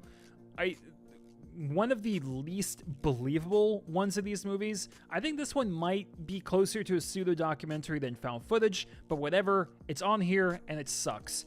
When you open your movie saying, when you open your movie with a character saying that the movie itself isn't that scary, no, that's not going to work for me. It's kind of like these other movies I've seen where a character says a joke and another character says, wow, that's a terrible joke, and that's supposed to be funny again. It's fucking not. It's just a bad joke, and this is just a bad movie. It's not scary.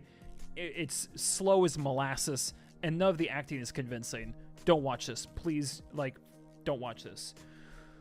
Creep. We're going to get into some controversial takes here, because I think Creep is a D. I think the only thing I like about this movie is Mark Duplass. He does a admirable job playing someone who is a creep. His acting seems effortless.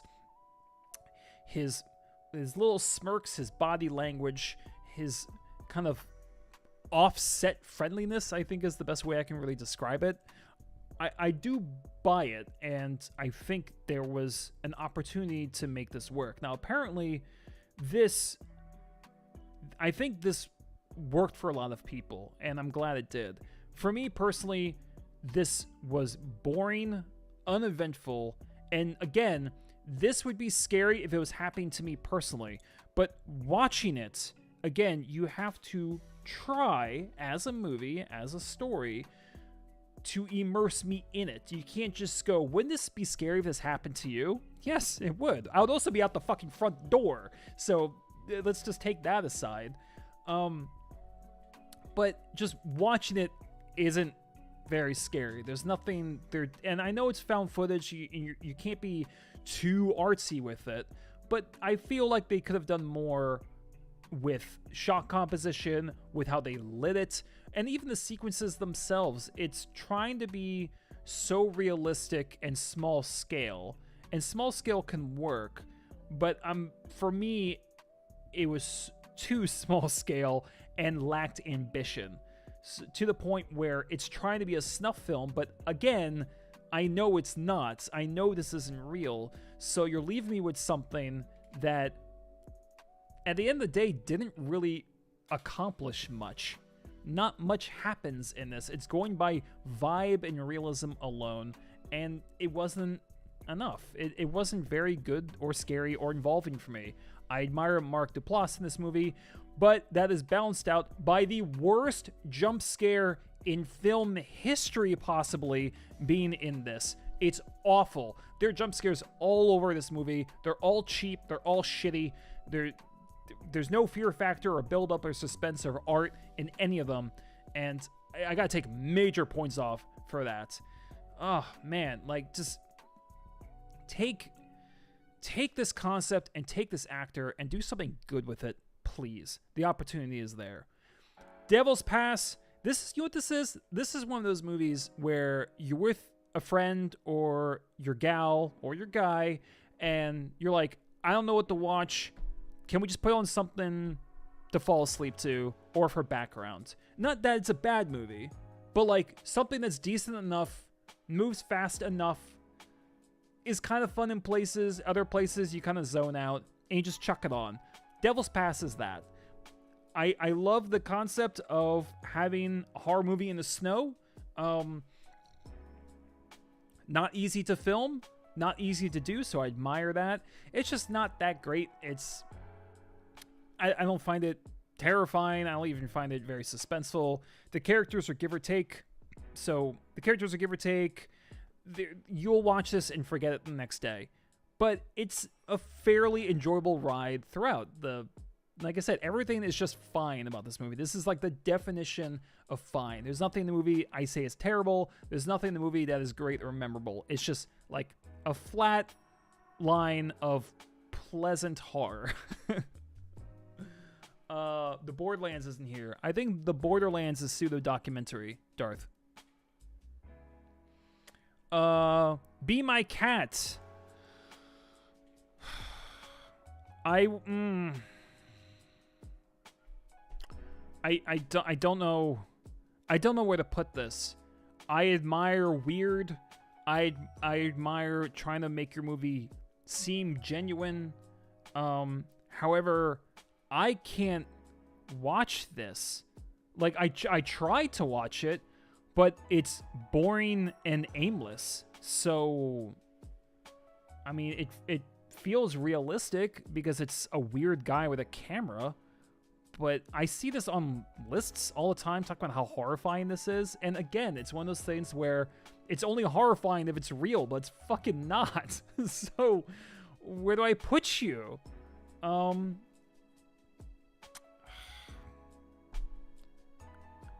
Yeah, I'll leave it at F because it was so hard to get through this. It's boring, it's uneventful. There's no care taken to this movie, and I like the idea of this kind of off-kilter, seedy underground, snuffy kind of film. I like that.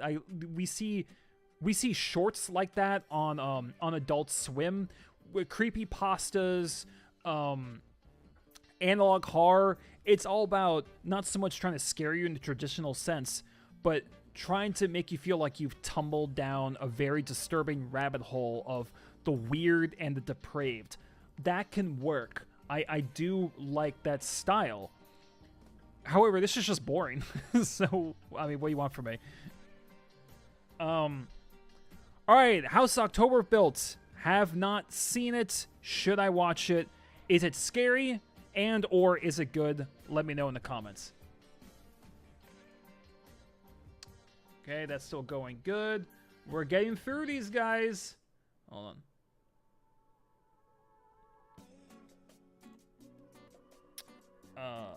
Yeah, I will watch in chat. Just said something perfectly. I think some ideas just don't lend themselves to film length. Yes, exactly. This is a problem Shyamalan has, where he has an idea that probably could have worked as a short, but he has no idea how to stretch it into a full-length feature. I think some of these probably would have worked better as a short because it's one idea that's put on like this medieval torture rack and stretched into their kneecaps split. Noroi, I am torn again. This always brings out the angry comments to my channel. I am not a huge fan of this. I have to leave it at C. Call it a C+. Oh man, I think this would have gotten a B if it was like a half hour shorter. This thing is just too long. It's so slow moving, and I'm sorry. I know it's found footage, but it's about people who are kind of creating a documentary. It's a documentary. It's an investigation. They're grabbing all this footage. You would think they would want it to look good. This is an awful looking film. It's terrible. It's so ugly. Everything, the lighting, the camera placement, the resolution, it looks like shit. And this is not the kind of movie where that, I think, could work. I mean, there are lower resolution, shaky films that still look good and are immersive, especially if they're faster. Wreck, 28 Days Later is low resolution, yeah, at least to our current standards. So it's not to say like you're not allowed, but this is just a bad looking film. For the kind of movie this is, I would have preferred better music, better camera work, better lighting, all of it. The acting's fine. There's a guy with aluminum foil that I'm still conflicted on whether he's embarrassed himself or giving a brilliant performance. It's so much. It's so over the top. But he also is playing someone who's kind of a paranoid schizophrenic. So I don't know. I don't know where I land on that character. But at least he is engaging to watch. He is definitely the most interesting person in the movie. I don't find the movie scary. People tell me it's great because of the scene at the end credits. That argument doesn't work for me at all. I don't watch a movie for what happens in the end credits. That's crazy. You got like 2 hours to go until then. It's just too long. It's too slow. I've mentioned before, the best part of this movie is a TV segment with a bunch of kids. That scene was great. That scene, the cluttered everything, like the cluttered screen, actually worked in its favor. There were some good shots in there. I like how the suspense was built up during that scene. So that was a great scene in a movie that I just think is okay. It has some fresh ideas, but I don't think it knew how to execute them, and I found it hard to finish. I'm sorry. I know people love this film. I'm so glad it scared you. I want this to scare me so bad. Out of all the movies on this list, I wanted to like this one the most. I truly did. It's not like I had like these gargantuan expectations, but people told me it was good.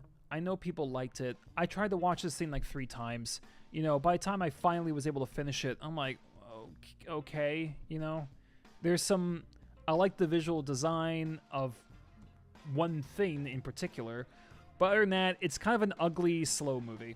I can't give it any higher than C, but it's more like a C+.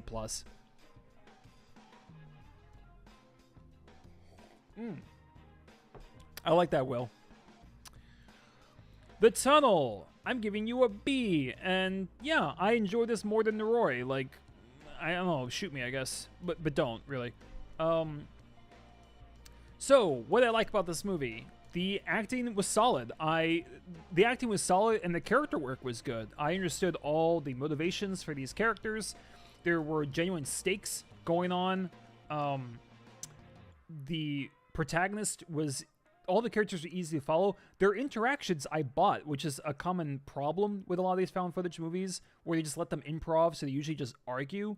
But here, this actually felt like lines being written and being performed by talented actors. The bickering, the flirting, the kind of the almost scandalous nature with some of them. It made sense. It added depth to their interactions. I liked the setup for this movie a lot. And of course, then once you're in the tunnels and they're being stalked by something, the suspense that's built up to the horror is very well done. The kind of shots they set up, it made sense for why someone was filming, because they felt like they're doing something illegal and wanted to keep it there for legal reasons. Trust me, it makes sense in the film. The first death in this movie is great, because even though it's basically off screen, the use of audio during it was genuinely disturbing. I really love how, because these are journalists, and I love how the tunnel uses the different tools journalists have to ramp up the horror. So we get not just camera work, but we get, you know, there's a whole sequence involving trying to capture audio that's just a perfect bit of horror suspense. As expected, like, the movie gets claustrophobic. You have to worry about, I don't know, because it's the kind of movie that's a joy to follow. You are constant in your brain. You're taking inventory of the different tools they have, the batteries on the flashlights, the mics and the other equipment, the map, like all of that. So because the characters and the story pulled you in, you're now engaged, and then the movie can start playing with you. So it's a solid bit of drama with an engaging story, good use of tools, and some pretty intense sequences as it goes on. It's not a masterpiece or anything. It's not as terrifying as some of the other ones on this list, but I think this is pretty solid. This is a really like good B of a found footage movie. The Tunnel is a good movie. Solid setup, and they played it through well. And last up, Gonjiam Haunted Asylum. Ooh, I'm going to leave you at A for now, but you are very close to S, my friend. Very close. So close to S. Oh, I'm so torn. I'm torn. See, you know, oh my God. What do I do? Will, that could be very fun. I like that idea a lot. You should run with that. I'm going to leave Gonjiam and Haunted Asylum at A, but it is very close to S. One of my biggest problems with the movie when I first watched it was I felt like the intro was too long. I felt like there was too much setup. However, by the end, I was so terrified that I didn't really, like, I was so terrified it didn't even matter. And then, no, I'll rephrase that. So, when I first watched this movie, my main problem was that it seemed to take too long to start. And then I was terrified by the end. And I decided, it was still kind of in my head. So I watched it again, and amazingly, this is probably the only time it's ever happened. And I watched it again, and this is the first time this ever happened. It scared me more on a second watch because, and I did a whole video about this on my channel if you want to watch, the setup is building. The setup isn't just setting up the characters and the fun they're having before, they enter this horrifying place. The setup is establishing different things that are going to be twisted into horror elements later. So all of the camera placements, all the different camera placements, the tools, the doll, different elements are introduced. They're all going to show up later, but in a terrifying way. And that's just like great textbook suspense, isn't it? It's not just let's have these people hang out and have fun and do nothing. Okay, hold on, sorry. 1 second.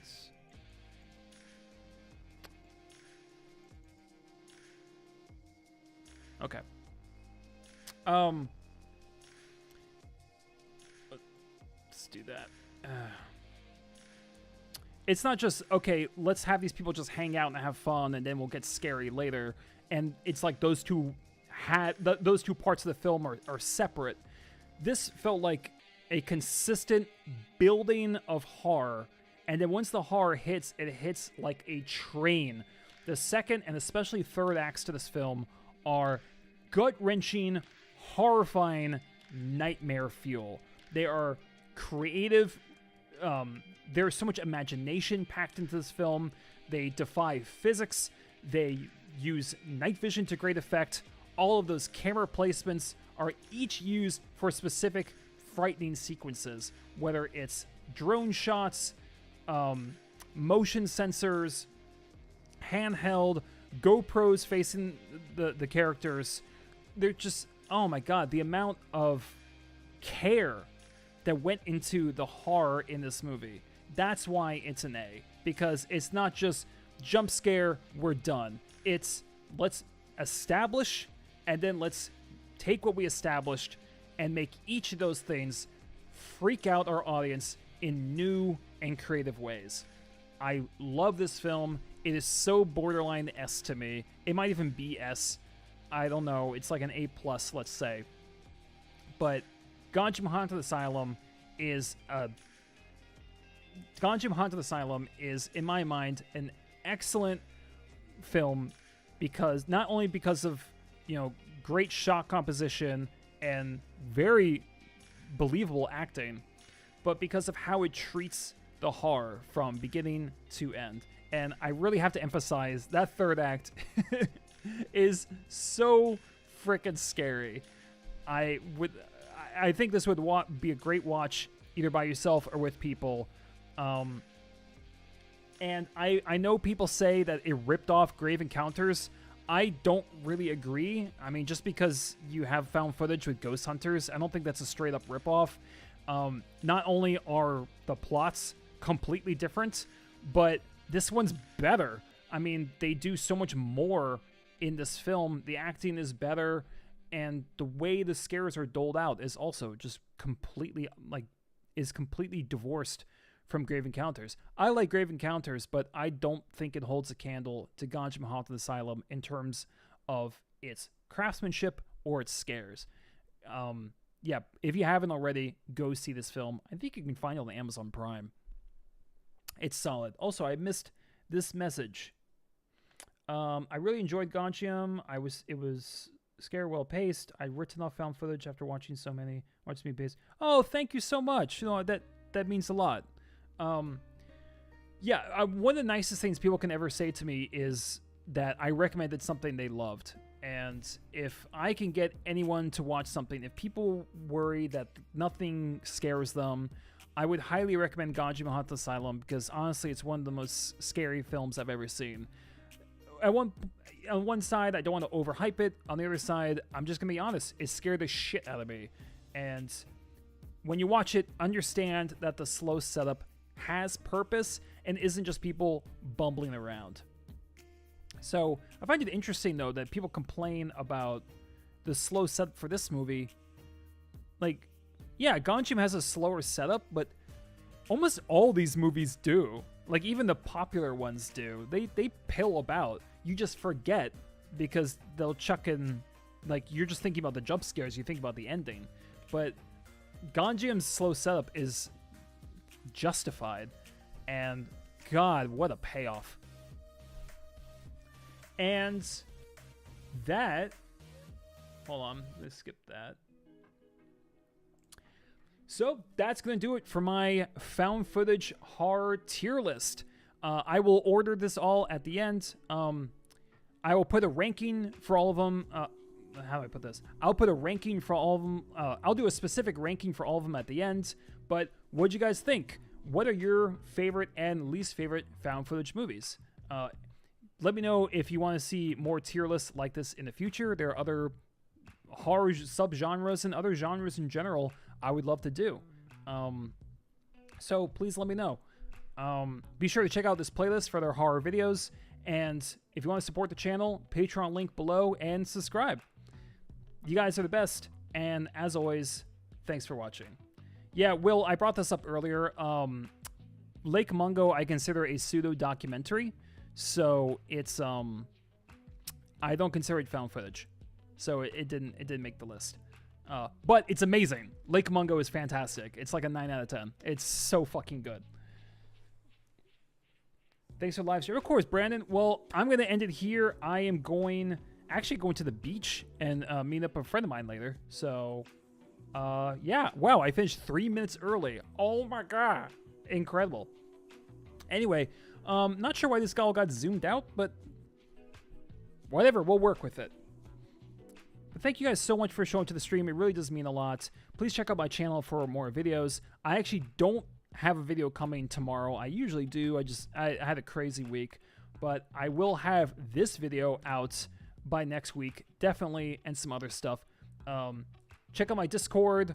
All the social media links are up there on top of my channel. Discord's fun. Great way to chat. And also recommend future videos. The door is always open. And I'm planning a monthly series that's more interactive. I used to do it. They didn't do well on my channel. So I'm going to revamp it and have a kind of like a search for a most underrated movie where people bring suggestions. So I'm actually really excited to start that. And I'll be starting that in June. But yeah, that's it. You guys are fantastic, especially people who are able to stick through the whole thing. You guys are legends. So thank you so much. You guys have an amazing Saturday. Take a drink from me. Enjoy the rest of the channel. And I'll see you guys next time.